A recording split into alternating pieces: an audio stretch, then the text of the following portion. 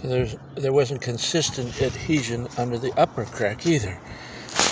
Here was good adhesion, and there it wasn't. So I need to pursue this and see about this. So there was inconsistent adhesion along here, but now the adhesion is pretty good, even though the substrate is uneven and inconsistent. But here it's breaking up, so I'm stopping there. This is adhesing, so I'm stopping there. I have to check this other edge over there.